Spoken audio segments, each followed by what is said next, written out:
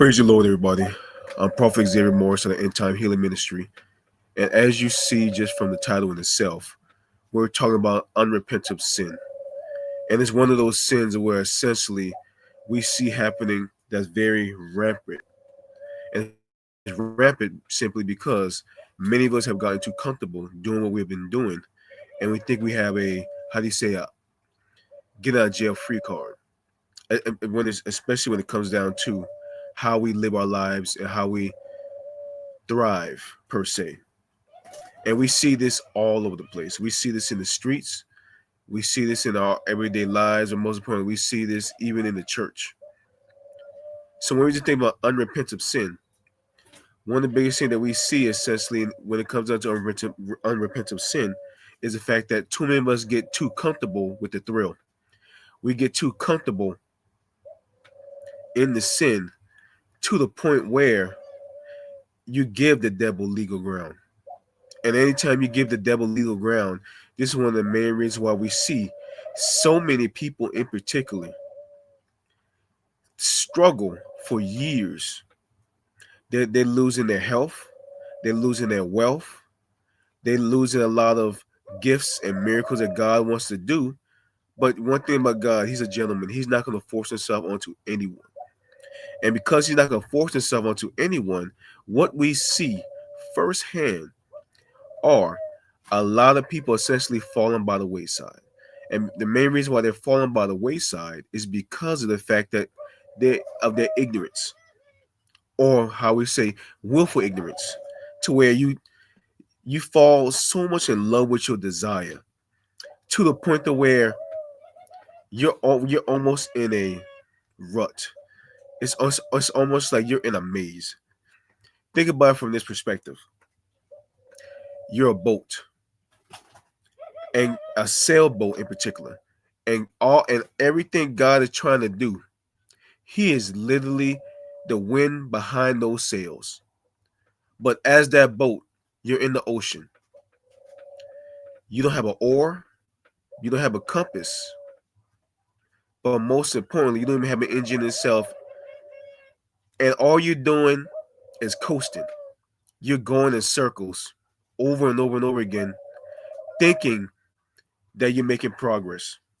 And the minute that someone tries to correct you, because they're staying the course that God has taken them, they're trying to give you the correction that you need, and you want to fight them.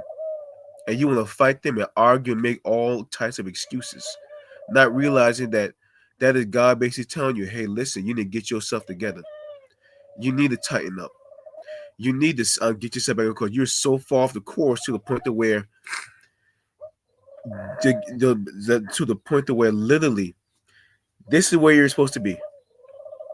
Now look at my hand that's moving to the point where now you're so far off the frame to the point where you don't know your left from your right. You don't know where you are. But yet you don't realize it because you got comfortable. You got too comfortable. So when we just think about just certain scriptures, Proverbs 20:13, whosoever conceals his transgressions will not prosper, but he who confesses and forsakes them will obtain mercy. Revelations 21:8, but as for the cowardly, the faithless, the detestable, and for the murderers, the sexual immorality, the sorcerers, the idolaters, and all of the liars, their portion will be in a lake of that burns with fire and sulfur, which is the second death. And then when we go into the book of Proverbs, Proverbs 29:1, whoever remains stiff-necked after many rebukes will suddenly be destroyed without remedy. So think about the stiff neck. Is that you? That's one of the biggest questions to ask. Are you stiff-necked? Are you hard-headed? Do you think that you're more smarter than what you really are? And if you think that you are, I have something to tell you. You will suffer the consequences for your actions. Think about how despicable it is to the point to where you are shooting yourself in the foot.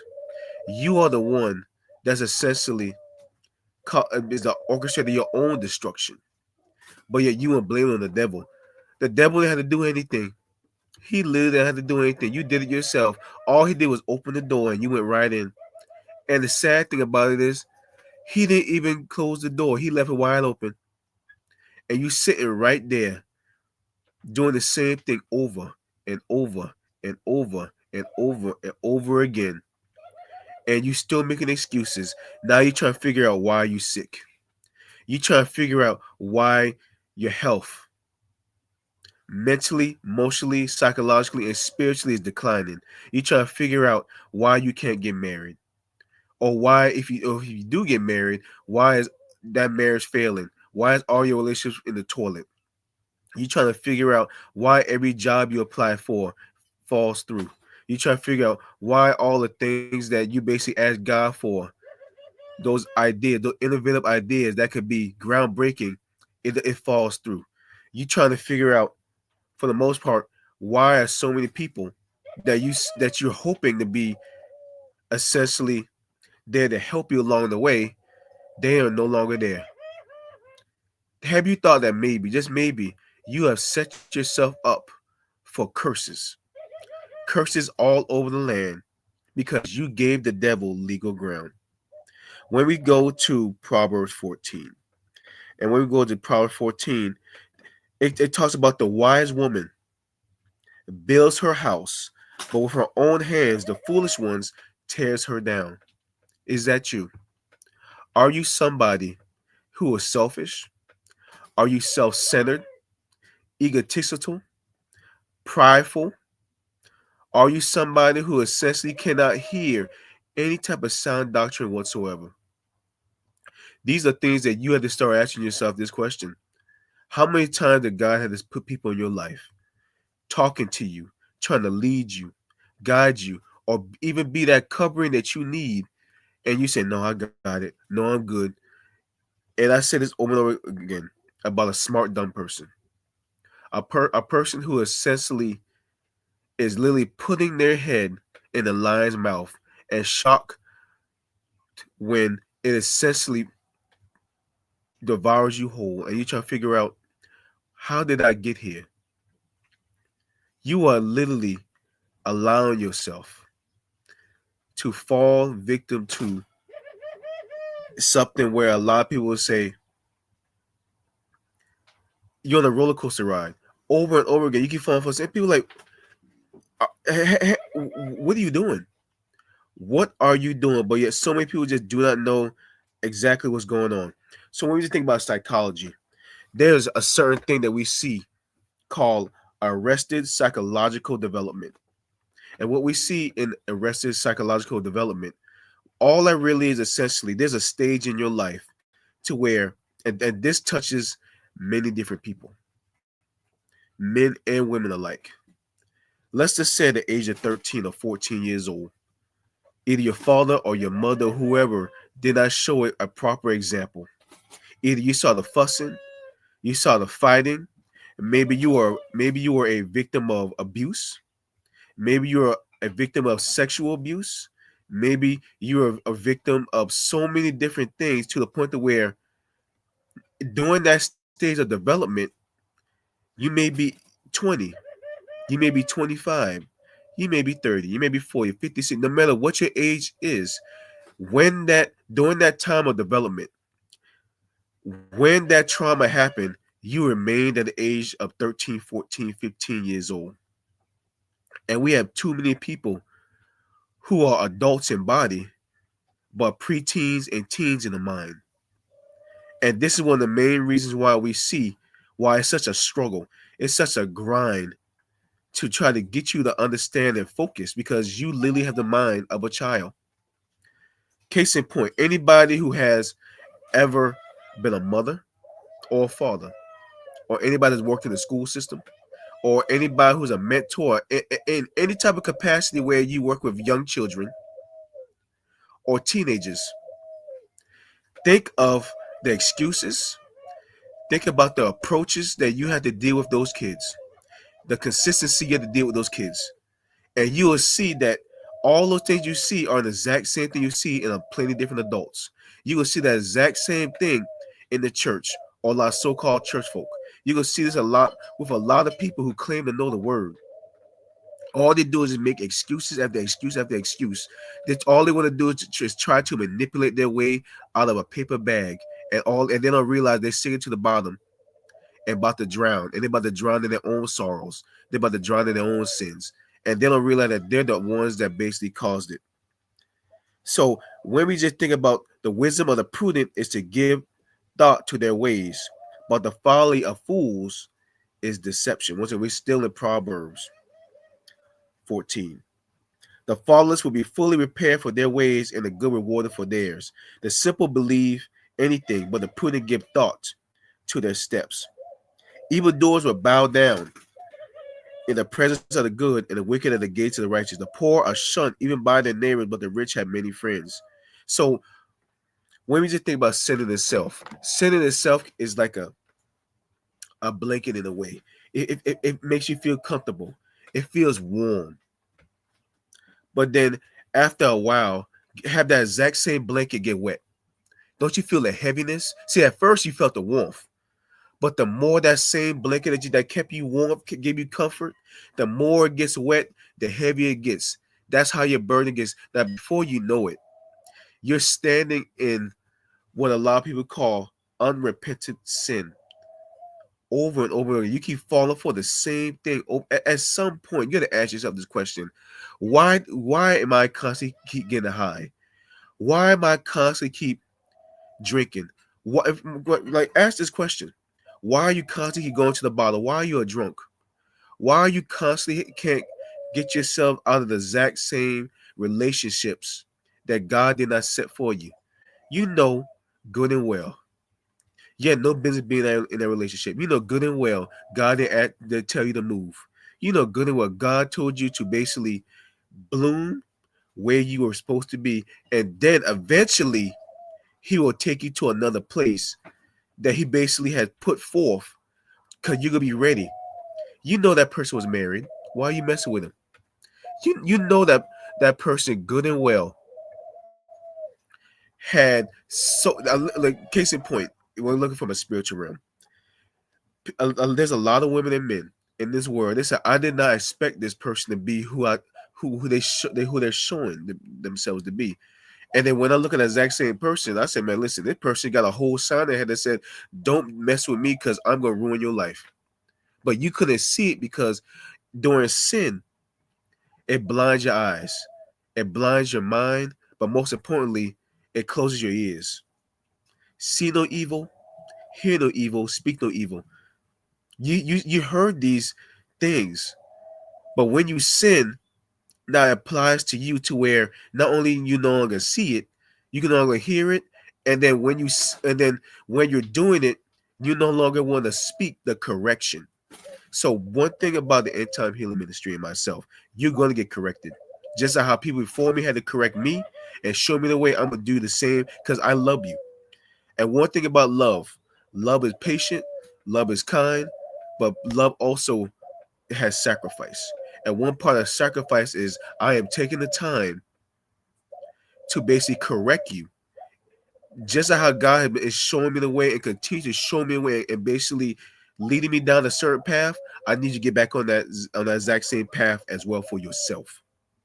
But too many people are making excuses. Too many and you know why you make excuses? Because you enjoy it. You have literally fell in love with doing things a certain way. And this is the main reason why you are not getting the results that you hope for. And in fact, there are so many of us who are living a life of lies, literally to the point to where your time is running out. And before you know it, the gifts and the blessings that God has given you is going to run out. And right before you, it's going to die. How many of you have seen crops or you have a plant and you plant the seed and you're watering, you're doing everything that you thought you're supposed to do. You're watering it, you still watering it, you still water it, and then next you know you start seeing that exact same plant that you've been watering start to shrivel and die. And you're like, well, what happened? And then you look at the instructions and you realize, okay, I did water it, but then you look like I kept watering it, but then I never stopped watering it to the point to where now the roots got waterlogged and now it started to die. This is what's happening. You're constantly watering yourself with foolishness. And because you're watering yourself with foolishness, your roots are starting to die. One thing that we see about sin, and let's be realistic here. Look at some of the pictures of yourself in the past of when you were living a lifestyle of fun. Now look at yourself where you are now. Now look at, or let's just put it this way, for because certain people are in different stages in their life. Think back to when you're around people that love you, who are living a lifestyle where God is leading the charge. And you can feel a presence every time they come around you. And you notice that every time they speak to you, they speak life. So think about how you looked in those pictures with those people, or when you're around those people, and look back and look to the same pictures of where you're with people who are living a lie or living a lifestyle of sin. You're going to see that the beauty, that zeal of yours that you had is gone in those pictures where you're just living a lifestyle of sin. But then look, and then when you look at the exact same picture, when you're living a life where you're trying to actually work on yourself and grow, and you're in the presence of God, you see that your skin in itself has a glow. You see that your hair still has that shine to it. You see, most importantly, just from you look at that picture, that there's a presence that God has put on you of love that's surrounding you, that veil that's surrounding you. But when you sin, it's like chipping at that veil. It's chipping. You're taking that armor off one after another until you get to the point to where you say, Lord, where did I go wrong? And God gonna say, daughter, son, I've been speaking to you for 5, 10, 15 years. Or for some of you, God's been reaching out to you because God knew that in this 3 to 6 month period, 9 month period, or a year, if you don't get yourself back on track, this is going to be the result. And I am sending your destiny helper right here, right now, to try to get you back on track. But if you decide to want to do what you want to do, the end result that I've been prepping for you to avoid, that is going to be the result. And many of us, through these trials, are literally seeing firsthand what happens when you live in unrepentant sin. It's literally like when you see like the old tales of the Sphinx. Just imagine somebody gives you the whole entire script of this is where you need to go, this is where you need to be, and on that path you're gonna find a Sphinx, and this is gonna be the riddle that Sphinx is gonna give you, and this is the answer. And if you answer it wrong, you're gonna be destroyed, or when you look about just that, you're gonna be eaten right then and there. You have the script right there. The script is right there in your hand. You're like, I don't want it. I'm gonna do what I want to do. And now you're shocked the fact that God has given you literally the answers to the test, and you still bomb the test. How? And we know open book tests can be some of the hardest tests, but no, I'm literally talking about the answers are right there. You have the teacher's edition. It is right there, and you threw it away. You literally threw it away. People, and God is like saying, okay, let me go send another angel assignment to help you. Maybe this, and you don't take it. Okay, let me send this angel here to help you, and you don't take it. Well, maybe if I send this one here, and you still don't take it. At some point in time, you have to ask yourself the question: why are you so dumb? I know you like what he just said. You just called me dumb. Yes, I did. Because one thing about a deaf and a dumb person, there's no coming back from that, especially in the spiritual realm. Because we can talk about objects like rocks and the trees, but one thing about them is when God come back on the scene, they're gonna be crying out because even they themselves have more common sense to realize that when God is on the scene, you need to listen, you need to pay attention, you need to cry out, you need to give him your all. But yet, one thing about us as human beings, we are so intellectual, so knowledgeable, but yet we so foolish. We can't see our nose before our very eyes. We just can't see it. We just can't see it. And because you have been blinded by your unrepentant sin. How much times, like literally, case in point, all of us have been on the highway. Now think about all of the advertisements, all the billboards that saying 30 miles to here, 2 miles to here, exit here. And some now just imagine you're on the road and it says 10 miles until dead end. There's gonna be a cliff at that dead end. You driving 9 miles, 8 miles, 7 miles, 6 miles. Turn back. There's a cliff, and you still driving. And then you drive, and then you drive off the cliff. He's like, "How did I drive off this cliff? Why am I falling to my death?" Did you read the signs? What signs? The sign was right there. Even the GPS told you turn around. There's a dead end, and you still went there. At some point, you need to hold yourself accountable. But then once again, in order to hold yourself accountable, you have to be willing to admit that there's a problem. And it starts because we have a heart condition. And because of that heart condition, many of us are being literally deceived. And literally the devil's just sitting right there and saying, shit, you making my job easy. I ain't had to do anything. I ain't had to lift nothing. Cause case in point, let's look at rats. You say, you know what? I'm sick and tired of these rats.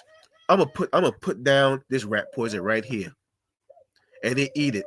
This is you eating rat poison. Or let's just say you got ant problem. You put all the poison down, and the ants take it right back to the queen and kill the whole entire nest. That is you over and over and over again. And God said, all right, let me heal you and let me get you back on track. And you do it again over and over again. At some point, you have to look in the mirror and say, you the problem. It's not no one else. You are the problem. And until you realize you the problem, you're gonna have the exact same thing over and over again until the point where you be old and gray, say, Lord, what happened? And you say, Lord, take me, Lord. I'm sick and tired. God said, I ain't done with you yet. You thought you were gonna die, you said, huh? Well, I'm gonna show you. I'm gonna let you thug it out in your old age until you figure it out. This is the main reason why you see some people who are like 75, 80, 85, 90, some 100 years old. You say, oh, that's a blessing. Not realizing that that's their prison. That's their sentence. Say, I'm not gonna let you die until you get it right. You sit here, you can't even get up the rain. You out here taking all the 10, 15, 20, 30, 40 pills, and you can't move. That's the only thing you have. And that is literally the problem in today's society. That's the problem. So when we think about Hebrews 10, the law is only a shadow of the good things that are coming, not the reality themselves. For this reason, it can never be the same. Sacrifices repeated endlessly year after year. Otherwise, would they not have stopped being offered? For the worshippers would not have been cleansed once for all and would no longer have felt guilty for their sins. But those sacrifices are an annual reminder of sins. It is impossible for the blood of bulls and goats to take away sins. Well, and when you think about just that, Lord, forgive me. I'll change next time, Lord. Let me go pay my tithes. Let me go ahead to church every Sunday. Let me show up a Bible study once in a while because that'll get me in. Lord, forgive me. Lord, I thank you. That is literally the result of what we see when we talk about sacrifice. Sacrifice offering you did not desire, but a body you prepared for me. With burnt offering and sin offering, you were not pleased. Then I said, here I am. It's written about me in the scroll. I have come to do your will, my God. So therefore, what you had to do, you had to humble yourself like a child. A literal child, and you had to drop down on your knees and say, Lord, forgive me. And you can't just say, Lord, forgive me. I'll check. No, God knows all. He know when you're playing. He know when you're not serious about it. You either be about it or don't do it at all. Because God is getting tired. And when he gets tired, he's going to remove some people. He's going to remove you in a way that you would not like. Even if he got to take your money, he got to take your cars, he got to take your clothes, he got to take that job you wanted, he even got to take your health, that fertility you thought you wanted, he going to take that too until you get yourself right. And unfortunately, a lot of people refuse to change. Day after day, every priest stands and performs his religious duties again and again. He offers the same sacrifice, which can never take away sins. But when this priest had offered for all time one sacrifice for sins, he sat down at the right hand of God.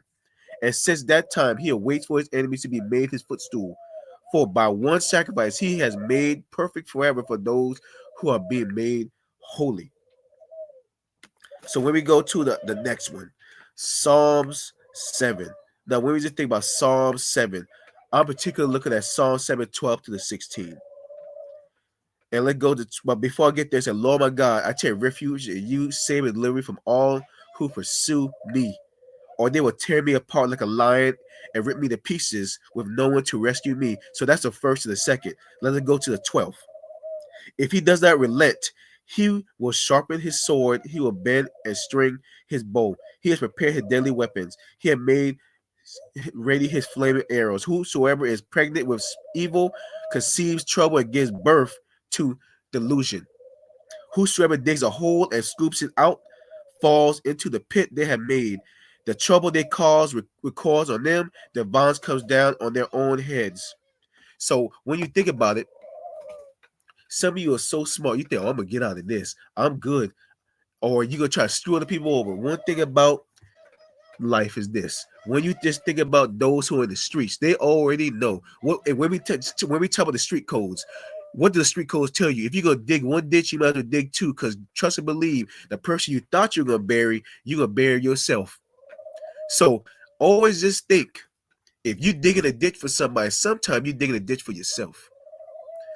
And then just always think about things like this: the Most High is here to help you, lead you, guide you, and protect you. But yet you don't want to cover, you don't want to protect you. So God said, okay, you got it.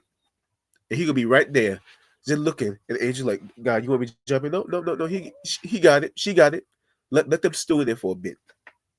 And for many of you who refuse to listen or take what I'm telling you the correct way, understand, you're gonna stew in this. And you're gonna stew in it for years. Sometimes some of the blessings you thought you would get, God gonna say, you the blessings I'm gonna give you, that's gone. I'm gonna give it to somebody else. That mantle of yours, I'm gonna give it to somebody else who's worth it. Because there's souls at stake and you playing. So therefore, since you want to play, I'm gonna give you a better game. That game you thought that you gonna get to the next level, you can go ahead and stay on level one, stew in that for a bit. And that's what exactly is happening to many different people. And finally, we talk about Matthew 18. And Matthew 18, I'm going to call that the standard.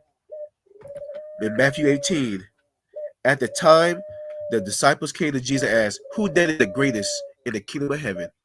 He called a little child to him and placed the child among them and said, truly I tell you, unless you change and become like little children, you will never, never enter the kingdom of heaven. Therefore, whosoever takes the lowly position of this child is the greatest in the kingdom of heaven.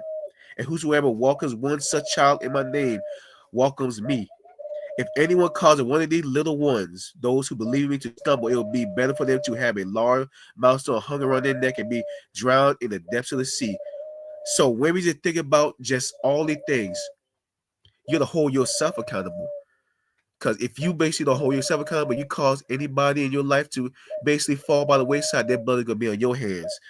Cease that you do not despise or even trip up one of these little ones, for I tell you that their angels in heaven always see the face of my Father in heaven. What do you think? If a man owns 100 sheep and one of them wanders away, will he not leave the 99 on the hills and go to look for the one that wandered off? And he will find it. Truly, I tell you, he is happier. He is happier about that one sheep than about the 99. So when we just think about unrepentant sin, you gotta get it right. He's gonna love you. He's gonna continue to work with you. And just like that one sheep that's lost, which is you, he's still gonna keep looking for you. He's still gonna keep working with you. Just like how he has your hand, like, here, take my hand, and it's up to you whether you take that hand or not. He still love you until the end of time, until your last breath. But trust and believe, you need to get it right for your last breath, because if not, it's no one's fault but yours. With that being said, for the End Time Healing Ministry, do you have any unrepentant sin in yourself? Either you get it right or you don't. If you don't, so be it. That's up to you. God's gonna love you regardless.